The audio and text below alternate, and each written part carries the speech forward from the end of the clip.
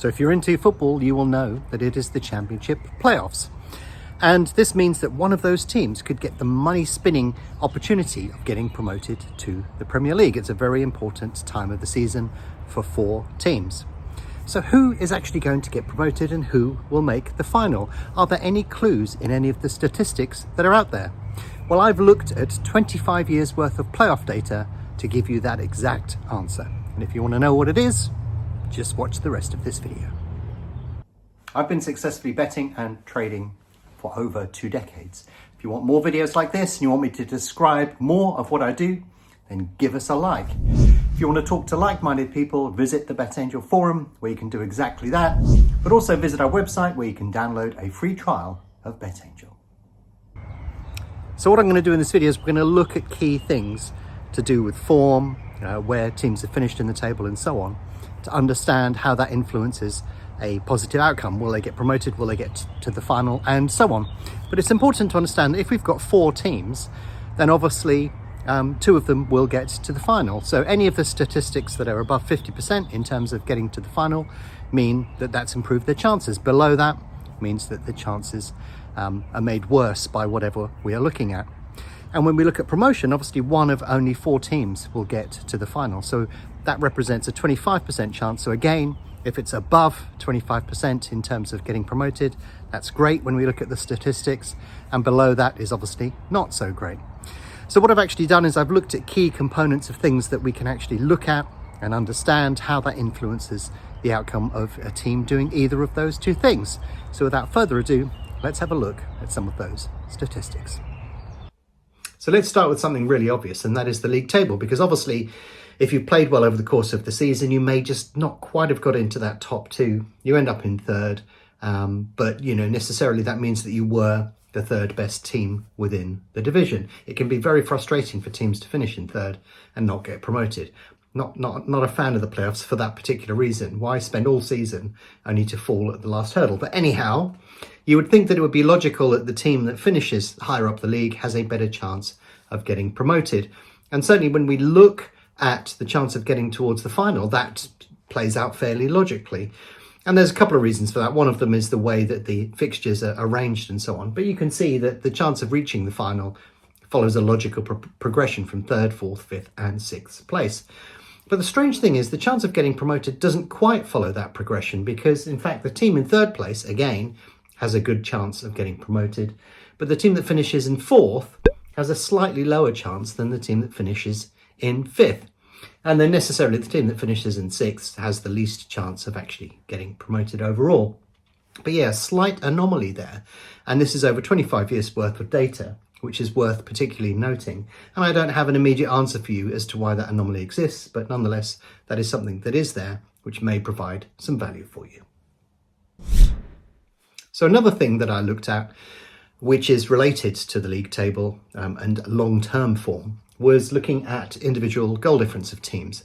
Because it could be that a team has played particularly well over the course of the season, scored lots of goals, not conceded that many, but just failed to make the frame for automatic promotion places. And then hopefully that would be reflected within these particular statistics. And more or less it is. You can see we've got the average goal difference. So this is the number of goals they've scored divided by the number of games they've played and the number of goals they've conceded and the number of games that they've played and so on. So you can see the difference on the graph here, and that sort of more or less correlates sort of to their chance of getting promoted, but only really if there's a significant goal difference. So if you've got a team that scores a lot of goals and doesn't concede too many, but has just missed out on promotion, then that is quite likely to be a positive influence on it, because there's a 25% chance of getting promoted. So anything higher than that is obviously a big positive.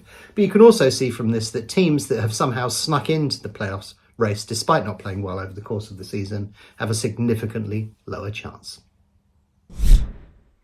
So you've had a look at longer term form, but what about the shorter term form? Because surely that's more relevant, because a match that you won 20 matches ago isn't going to be as important as the match that you just won. And if we look at the table, you can actually see that what we find is that teams that are in current form do tend to perform a little bit better. They tend to stand more chance of promotion. And those that have no form at all tend to be towards the bottom of this list. And the way that I've constructed this list, I basically said, +1 for a win, -1 for a loss, and nothing for a draw. And the only problem we have with this is that it's clustered around a certain number of matches. So it's not like completely representative, but it does give you a hint that current form actually is quite important.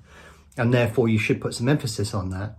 But what I also did, if we just change this page, is I broke it down to saying, is the team in form or not? And you can actually see from that data that if the team is have some form, which is represented by 1 here, yes, it has form, then you can see that there is an advantage conferred upon the team that does have a recent run of good results. So current form seems to be a key factor as well. So knowing that recent form is important, I thought, well, let's have a look at losses as well. Let's try and understand, the significance of that, because obviously a loss can be gutting, especially if you're losing to a promotion rival, as has been the case this year. So if we look at this graphic, what this is basically telling us is if you don't have any losses in your last 5 games, that dramatically increases your chance of promotion. You're on form and you're buzzing and, it's there for you. But when we look at the bottom of this, you can see if there are 3 or more losses, then that has a significant impact as well, because there has been no team with 3 or more losses in the last 5 games that has actually been promoted. But here I should insert a caveat, because of course this year, when we look at the time of recording this video, we have several teams that have actually lost several games in that final run up to the season. And in the sample set that I looked at, there weren't very many games many seasons where this had actually occurred. So that 0% at the bottom of this list probably isn't entirely representative. But nonetheless, over the last 25 years, you can see that basically, the less games you lose, the more chance you've got of getting promoted. So that is something that is a key determinant of whether the team is likely to progress from this particular stage. So there's another key thing that you need to look at, and it doesn't have much to do with statistics, but we can interpret how it plays out using statistics. I haven't explained that very well, have I? But basically, if we look at a European competition played over 2 legs, then there's a distinct advantage to the team that plays their home leg in the second leg. They want to be playing away first, is basically the upshot of that. And that is because they can play whatever game plan that they want. And if there's a deficit to make up, they can do that in front of their home crowd. And that is much more likely to be beneficial to them. So there's an advantage conferred in 2-legged competitions to playing away first, and exactly the same thing happens in the Championship playoff. If you play your first leg away from home, then all of those sort of things are stacked in your favour, and we can see that within the statistics. So yeah, it's exactly the same as any 2-legged football competition. If you play away first, you can bring that team back to your home ground, and you stand a much better chance of getting through to the next stage. So to just summarize what I've just shown you here, what we're looking for really, if we want the perfect candidate to get promoted, we want them to finish as high as possible. So basically 3rd place, have a good goal difference over the course of the season, but it has to be significantly above the average. In other words, they were just unlucky not to get promoted. You need good form in the run-in. That's something that is very, very important. They shouldn't have lost recently. That is also a contributor, which is sort of tied into form, really. But also, ideally, they will play the first leg away so that they can bring that team back to their home ground and confer home advantage upon themselves from that point. But yeah, if you want a summary of some of those slides, those are some of the key points that you should take away. So if you want to go through this process yourself, you don't have to do anything spectacularly clever. You can just have a look at the league table and apply most of the same principles that I've just given you using the statistics that I've just shown. So yeah, it's not something that requires like deep, complicated mathematics. Most of the biases and stuff that you see within the market are there for a reason. And if you look at the league table, that gives you a good steer on how you would apply those things: goal difference, the most recent form, and so on. But also, when we look at this particular, I'm keen on this video that you should be able to use this in future years as well, not just this one year. So rather than say to you, here's who I think is going to go up, you can apply some of those principles to the current league table. But what I want to point out as well is there was a bit of psychology at play this year, because we've got 3 teams that have lost the last 3 matches, or not the last 3 matches, 3 of the last 5, which is unusual. But also Southampton played Leeds on the last day of the season. They won there. And when you look at the dynamics of that, you know, Leeds were in a position to be promoted for quite a bit of the season, and it looked like they would go up.